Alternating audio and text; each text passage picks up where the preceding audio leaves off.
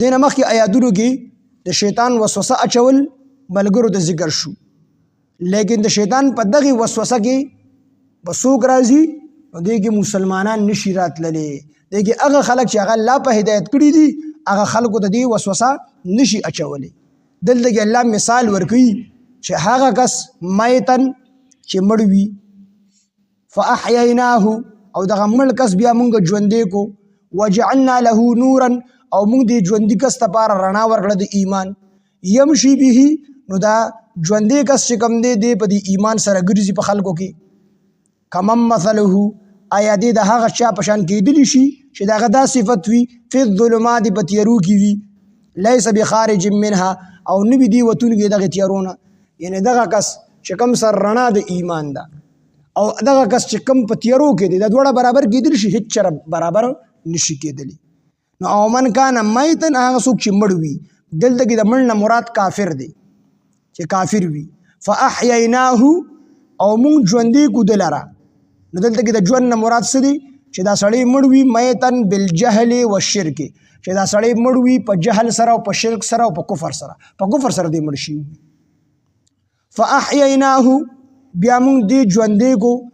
بالعلم والایمان په علم او ایمان سره، د ژوندي نه مراد څه دی چې دی ایمان راوړي مسلمان هو د هدایت لاره خواته وښودله. وجعلنا او مونږ وګرځو له د دې کس دپاره نورا رڼا د ایمان، میتن ورته ولي ووي، میتن مړی ورته ولي ووي ځکه چې څومره مخلوق الله پیدا کړل د هر مخلوقو خپل خپل مقصد دی او هر قسم مخلوق ته کو نباتات دي کو حیوانات دي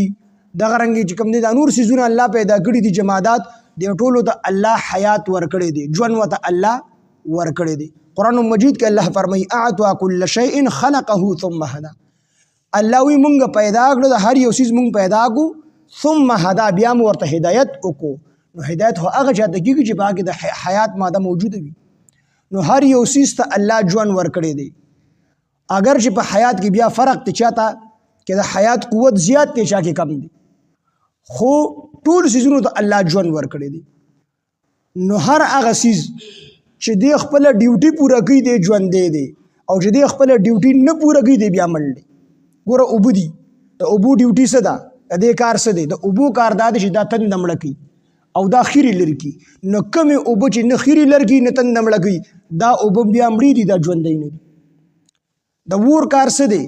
سوځول کول تودول کول، اوس کوم اور چې سوځول نه کوي او تودول نه کوي دا اور بیا ژوندی نه دی، دی مړ دی.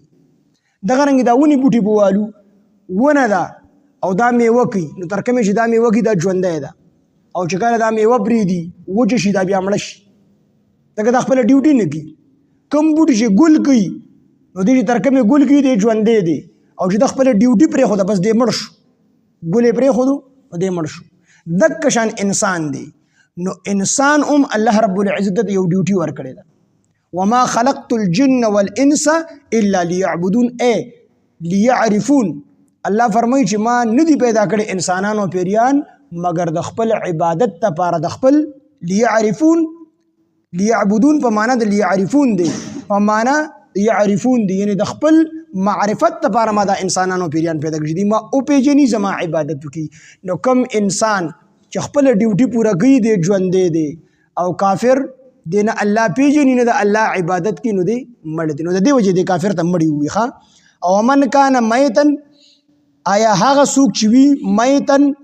مړ بالجهل والشرک په جهل او شرک سره دی مړ شوی دی، فاحییناه بیا مونږ ژوندی کو دلاره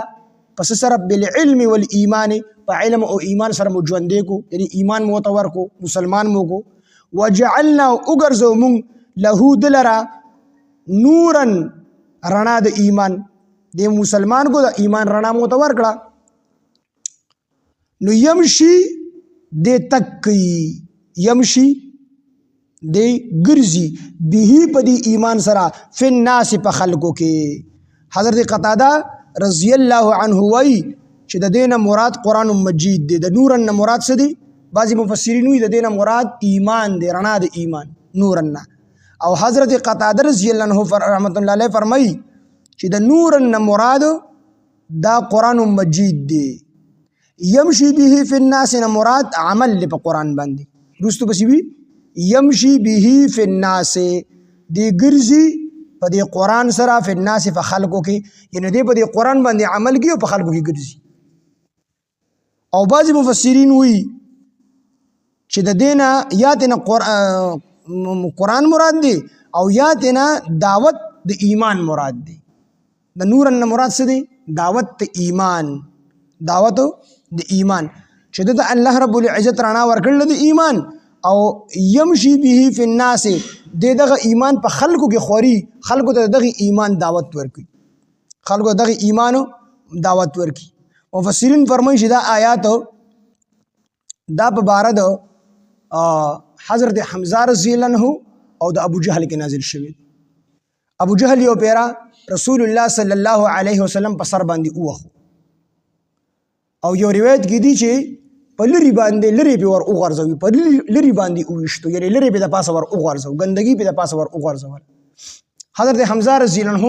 خکار لتلو چې کور تراغ خبر وته او شستا یتیم ورو ابو جهل والد. نو حضرت حمزه رضی الله عنه تورا او ډال او غشل اند د کې نه خدل دک ځان سره واغست لاړو او څنګه ابو جهل ته ور ورسید ابو جهل باندې شروع وکړل په وهلو باندې خې وډا باو او ورته ظالم ته زما یتیم ورو والد هغه بدل درنه اخلم. نو ابو جهل ورته وی چې د ما د دیو جنوال دی چې رسول الله صلی الله علیه وسلم مونږ به وقفان جوړ کړیو، زمونږ بوتانو ته سپک ګوري بدرد ورته وی، مونږ به وقفان جوړ کړیو. نو حضرت حمزه رضی الله عنه فرمایل تاسو نه نور به وقوف سو کی چې تاسو د بوتانو عبادت کوئ، تاسو ګټې په خپل لاس مو ګټې جوړې کړې دي د هغې عبادت کوئ، نو ستاسو نه به نور بیوقوفان څوک دي دا خو ټیک ته چې تاسو بیوقوفان حساب وي. دغه ټایم کې حضرت حمزه رضی الله عنه مسلمان نه دی، د دې نه پس ورته الله ایمان نصیب کو مسلمان شو. نو دغه باره کې الله رب العزت فرمایي، الله فرمایي چې او من کان میدن هغه څوک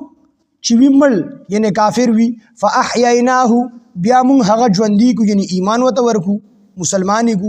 وجعلنا او اگرزو مونږ له د هغه دپاره نورن رڼا یمشي چې دی ګرځي به په دې رڼا باندې فی الناس په خلکو کې، فی الناس په خلکو کې کمن مثله